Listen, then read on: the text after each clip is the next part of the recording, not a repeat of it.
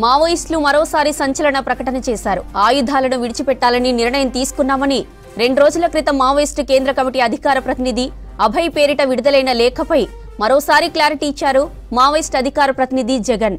సాయుధ పోరాట విరమణ ప్రకటన అనేది అభయ్ వ్యక్తిగతమని లేఖలో స్పష్టం చేశారు. అభయ్ ఇచ్చిన స్టేట్మెంట్కు తమకు సంబంధం లేదన్నారు. శాంతి చర్చలపై అభిప్రాయాలు తెలపాలని అభయ్ మెయిల్ అడ్రస్ ఇవ్వడం అర్ధరహితమన్నారు. ఇలాంటి ప్రకటనలు చేసేవారు పార్టీ అనుమతి తీసుకుని చేస్తే బాగుండేదని అభిప్రాయపడ్డారు.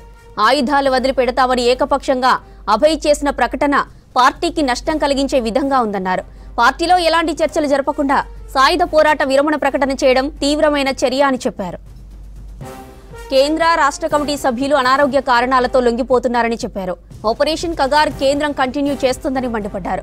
ఆపరేషన్ కగార్ నిలిపివేసి శాంతియుత వాతావరణంలో చర్చలు జరపాలని డిమాండ్ చేస్తున్నామని జగన్ తన లేఖలో తెలిపారు.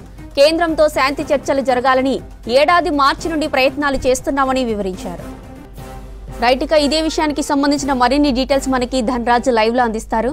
ధనరాజ్, డీటెయిల్స్ ఏంటి? జ్యోతి, మావోయిస్టు పార్టీ అధికార ప్రతినిధి అభయ్ అలియాస్ కిషన్జీ తమ్ముడైనటువంటి మల్లోజుల వేణుగోపాల్ ఇచ్చినటువంటి ప్రకటన పైన కూడా ఇటు మావోయిస్టులు మరోసారి దానిపైన ప్రతిస్పందించడం జరిగింది. ఎందుకంటే మావోయిస్టు పార్టీకి అభయ్ ఇచ్చినటువంటి స్టేట్మెంట్కు ఎలాంటి సంబంధం లేదు. ఎందుకంటే ఈ విషయం పైన కూడా అంటే మావోయిస్టులు సాయుధ పోరాట విరమణ చేస్తున్నట్లుగాను అదేవిధంగా ఆయుధాలు వీడుతున్నట్లుగాను ఇప్పటి వరకు మావోయిస్టు అంతర్గతంగా కూడా ఎలాంటి సమావేశాలు కానీ ఎలాంటి నిర్ణయాలు కానీ వారితోటి సంబంధం లేకుండానే ఇటు అభయ్ ఇచ్చినటువంటి ప్రకటనకు అతని వ్యక్తిగతం అంటూ కూడా ఇటు అధికార ప్రతినిధి జగన్ ఒక ప్రకటన చేయడం జరిగింది. ఎందుకంటే ఓ వైపున చూసినట్టయితే రాష్ట్రంలో కావచ్చు దేశవ్యాప్తంగా కూడా చూసినట్టయితే మావోయిస్టులు కొంతమంది అనారోగ్య కారణాల రీత్యా కూడా లొంగుబాట పడుతున్నటువంటి పరిస్థితి. మరోవైపున చూసినట్టయితే కేంద్ర ప్రభుత్వం అవలంబిస్తున్నటువంటి ఆపరేషన్ కగార్ పేరిట చూసినట్టయితే సెంట్రల్ కమిటీకి సంబంధించినటువంటి సభ్యులు ఎన్కౌంటర్లో చాలా వరకు వరుసగా మరణాలు కొనసాగుతున్నాయి. ఇలాంటి సిచ్యువేషన్లో ఇక ఈ ఏడాది మార్చి నుంచి చూసినట్టయితే కేంద్ర రాష్ట్ర ప్రభుత్వాలు ఓవైపున చూసినట్టయితే ఛత్తీస్గఢ్కి సంబంధించినటువంటి హోమ్ మినిస్టర్ విజయ్ శర్మతోనూ మరోవైపున చూసినట్టయితే కేంద్ర హోమ్ మినిస్టర్ అయినటువంటి అమిత్ షాతో కూడా శాంతి చర్చలు జరుపుతామని మాత్రం చేశాం, కానీ ఎక్కడ కూడా ఆయుధాలను వీడుతాము ప్రజా జీవితంలోకి వస్తామని కూడా ఎప్పుడూ ప్రకటన చేయలేదు.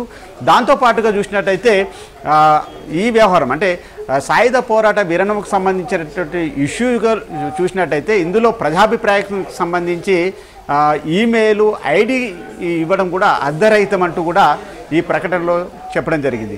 ఎందుకంటే ఇది ఈమెయిల్ కానీ ఐడితో పాటుగాను అభయ్ ఒక ఫోటో లేటెస్ట్ ఫోటోతోటి కూడా ఆయన ప్రకటన చేయడం పార్టీకి సంబంధించి ఎలాంటి సంబంధం లేదు, ఆయన వ్యక్తిగత అభిప్రాయంగానే దాన్ని తీసుకోవాలని కూడా ఇటు మావోయిస్టు అధికార ప్రతినిధి జగన్ కూడా ఈ మరో లేఖలో దానికి ప్రతిస్పందించడం జరిగింది.